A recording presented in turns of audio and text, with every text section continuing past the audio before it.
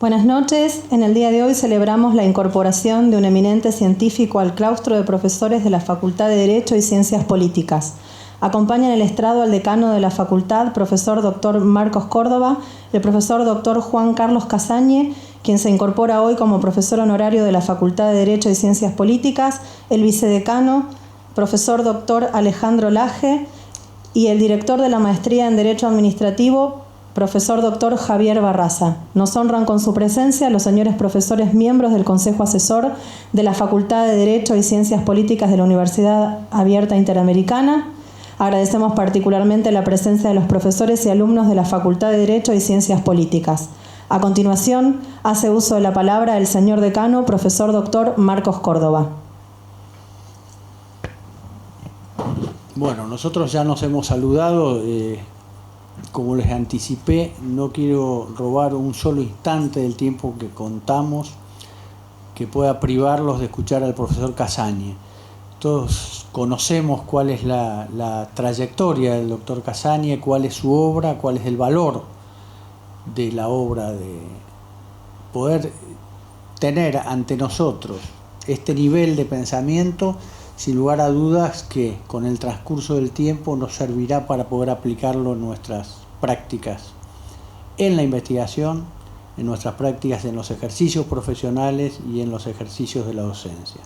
Yo solamente quiero agradecerle al profesor Casañe que nos honre al incorporarse como profesor honorario junto con ese grupo de ilustres que ya nos ha visitado en este tiempo, como recordaba hace pocos minutos, el profesor Chiarloni de Torino, el profesor Guastalla de la Bocconi, los profesores Granelli, el profesor de ONA de la Argentina, Vidal Tacchini, Tobías, Aida Kemalmacher de Carlucci, entre muchísimos otros pensamientos jurídicos que nos iluminan y que nos enseñan a pensar, como decía recién, de un modo elevado.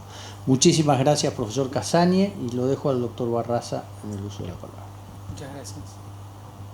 A continuación, el director de la Maestría en Derecho Administrativo, profesor Dr. Javier Barraza, lee la disposición de designación del doctor Juan Carlos Casañe como profesor honorario.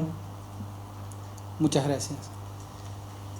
Antes de empezar la lectura, voy a hacer referencia brevemente a lo que yo estimo que es el doctor Juan Carlos Casañe. Estimado Juan Carlos Casañe, confío en que no considerará una irrespetuosidad que lo llame simplemente por su nombre. Entiéndalo como un homenaje. Siempre me ha llamado la atención cómo en Francia, país que usted conoce ampliamente, se hace referencia a una alta personalidad sin utilizar apelativos reductivos de títulos y honores. Tal vez porque hay personas cuyo capital intelectual les viene dado por su nombre con el que afirman sus ideas. Nadie pretendería llamar a San Agustín obispo de Hipona. En este sentido, creo que usted ha logrado trascender el ámbito del derecho administrativo y su nombre solo requiere una mención para sustentar muchas teorías. Esto lo dice Casañe. Por otra parte, quiero decir que nuestro homenajeado es un maestro. Hace un momento el doctor Córdoba hizo referencia a esto, y esa palabra tiene un significado esencial. Maestro no es el que enseña cosas, porque para eso están los libros y las enciclopedias. Y si así fuera, una enciclopedia sería el mejor maestro. Maestro es el que enseña un modo de tratar las cosas. Eso ha sido usted para nosotros. Nos ha transmitido un estado vital y un modo de enfrentarnos a los innumerables problemas que presenta el derecho administrativo. En otro orden de ideas, me gustaría referirme a su obra, lo cual resulta abrumador, ya que la vertiginosa bibliografía que dio a luz lo han elevado a unas alturas, haciéndonos olvidar que su obra no resultó del milagro ni del azar, sino de la voluntad, del trabajo y aún de la artesanía. En ningún otro creador es tan visible ese relente de humanidad identificable con su figura y con la vida intensa que debió afrontar.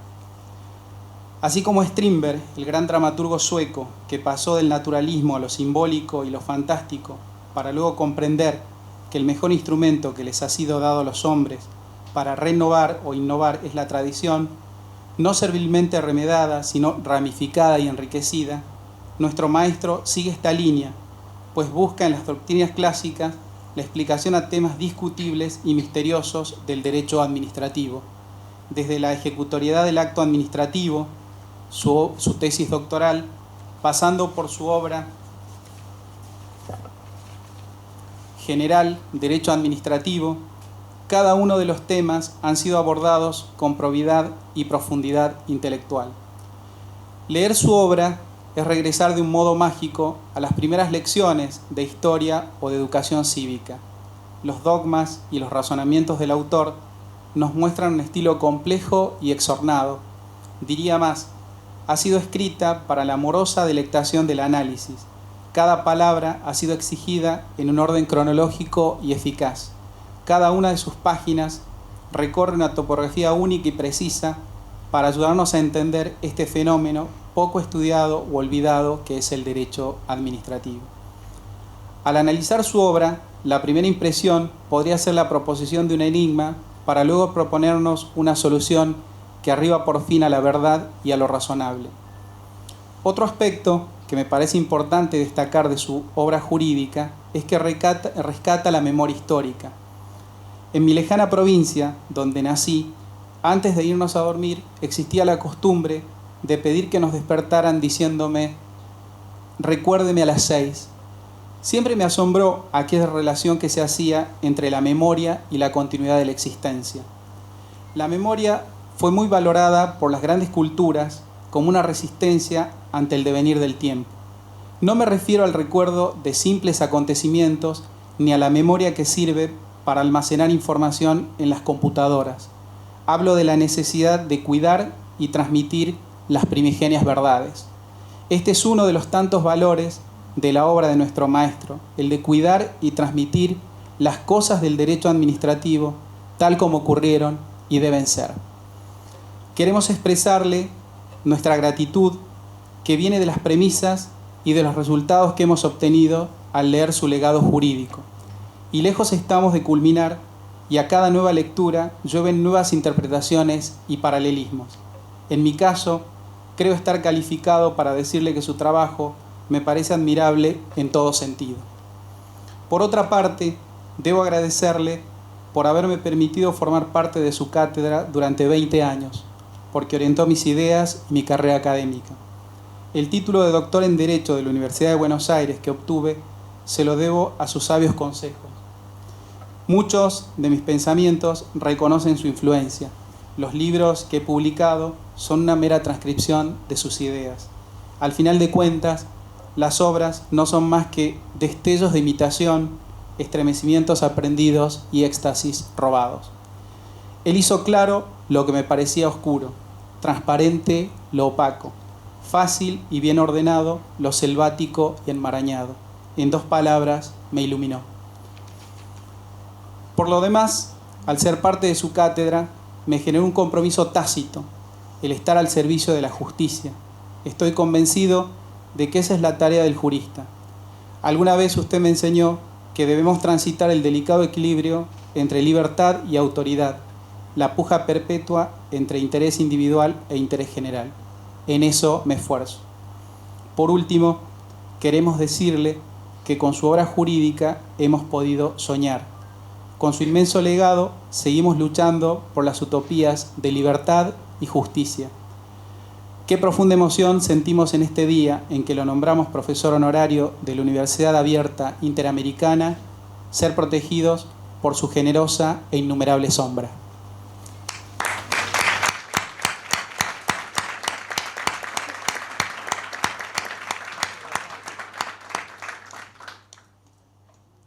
Bueno, y ahora voy a leer la resolución que lo designa el doctor Casaña como profesor honorario de nuestra universidad. Disposición número 3, Buenos Aires, 4 de febrero de 2014.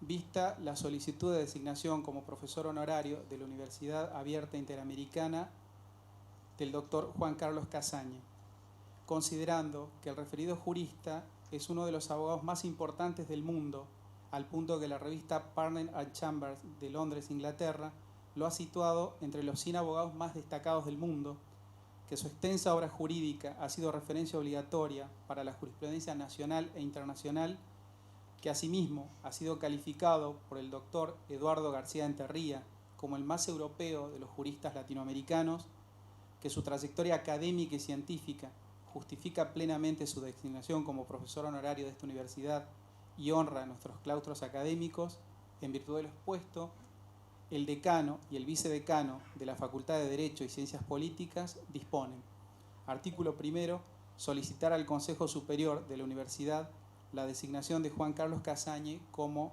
profesor honorario.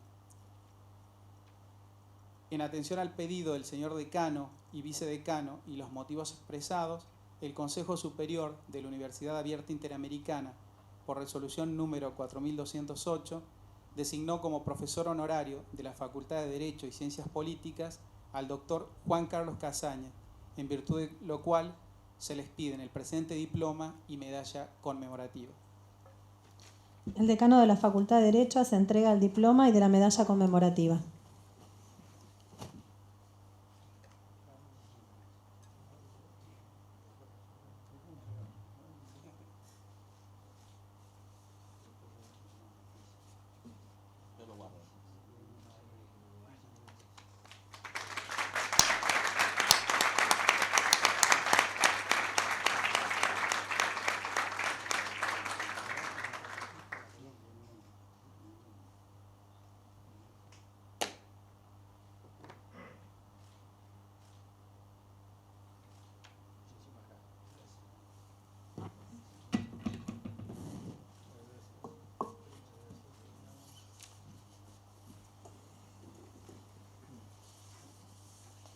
A continuación, el profesor honorario dictará su clase magistral titulada Los desafíos del derecho administrativo.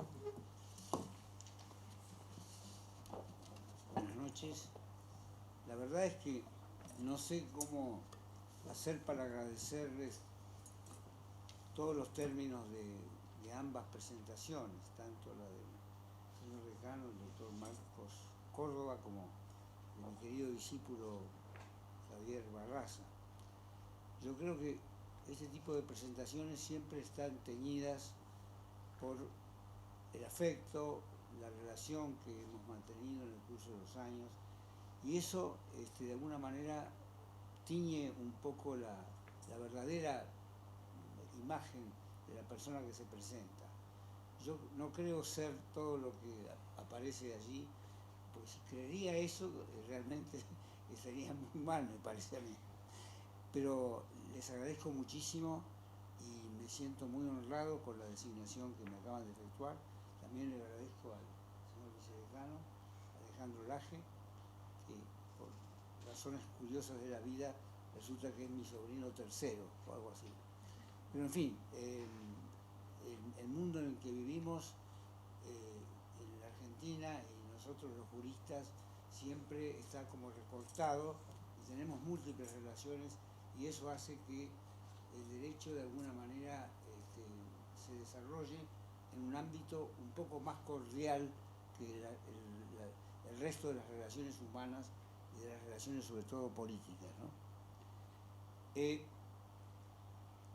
Yo propuse tocar el tema de los desafíos del derecho administrativo, pensando en que el principal desafío consiste en adaptar una disciplina que ha ido formándose en los últimos, yo diría, 150 años, de una manera un poco inorgánica, ¿no?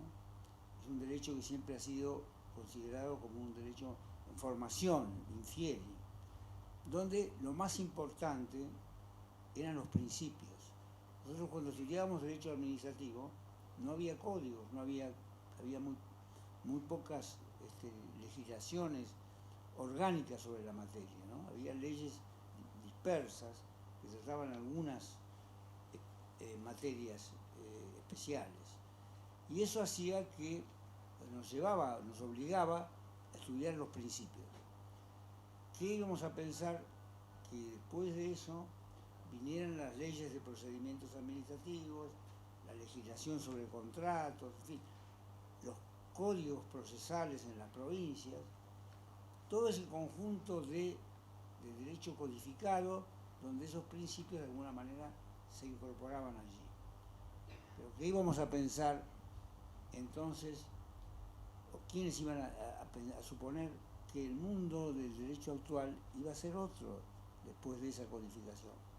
Porque el fenómeno al cual estamos asistiendo se inscribe dentro de un proceso mucho más amplio que algunos denominan neoconstitucionalismo. Yo también, por comodidad de lenguaje, lo uso, aunque la palabra neo no me gusta porque la usan para cualquier cosa, pero diría el nuevo constitucionalismo. ¿En qué consiste este nuevo constitucionalismo? Y este es el gran desafío que se plantea el derecho administrativo, que empieza por hacerse las preguntas básicas, yo diría. ¿Cómo explicar el auge que ha tenido el nuevo constitucionalismo? ¿Qué es lo que ha quedado del positivismo jurídico, ¿no? Porque vemos que el positivismo jurídico se ha batido en retirada en todas partes del mundo. Algunos se han ahora inscrito en corrientes transpositivistas y de alguna manera se han incorporado al proceso del nuevo constitucionalismo. ¿Qué proyección tiene en el derecho administrativo uno de los principios, yo diría, fundamentales que hacen al esqueleto constitucional del modelo que hemos tomado, que es el modelo norteamericano? El principio de la separación de poderes, ¿no? Y a eso nos vamos a referir un poco aquí, si tenemos tiempo. Si vemos el modelo norteamericano, vemos que hay tres cosas fundamentales en ese esqueleto constitucional. En primer lugar, el federalismo. En segundo lugar, como les decía recién, la separación de los poderes. Y en tercer lugar, la supremacía de la Constitución sobre el resto del ordenamiento. Lamentablemente, nosotros no hemos cumplido con casi ninguno de esos tres principios básicos.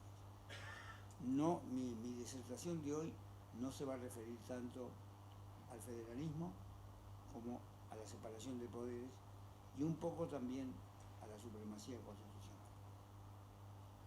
Pero lo notable de todo esto es que la recepción de los principios generales en el derecho público, en el derecho administrativo, tiene lugar mucho antes que comience este proceso del neoconstitucionalismo.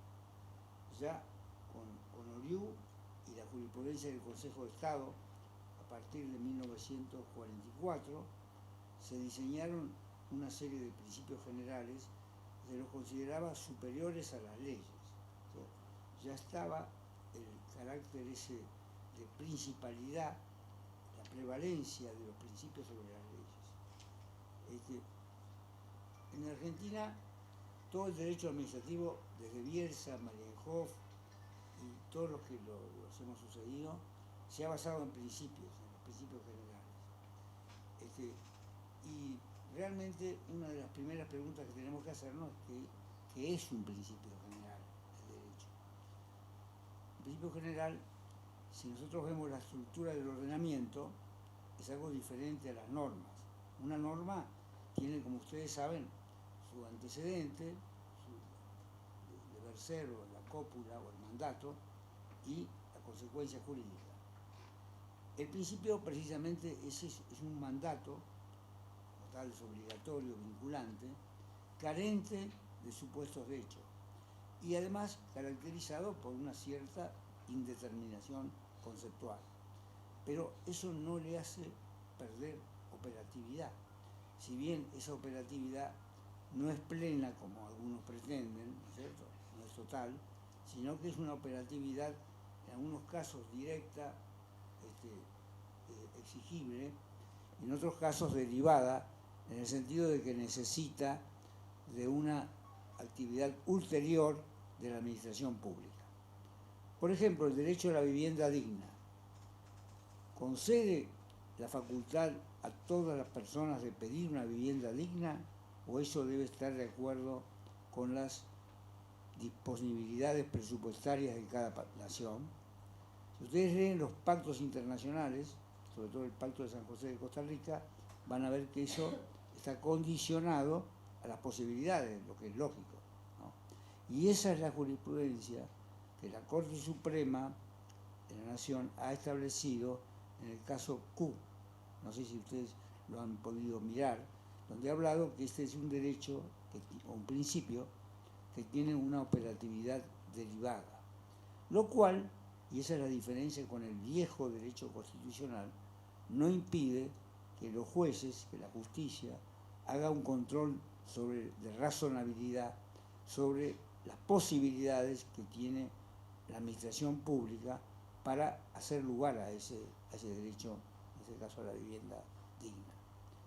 Hay otros que han sostenido que estos nuevos derechos, no sé ya en qué generación estamos, pero debemos estar en la tercera o la cuarta, como se les llama ahora, prevalecen sobre los derechos de la primera y segunda generación. Un profesor de la Universidad Austral, el doctor Fernando Toller, ha hecho un estudio muy interesante sobre esto, demostrando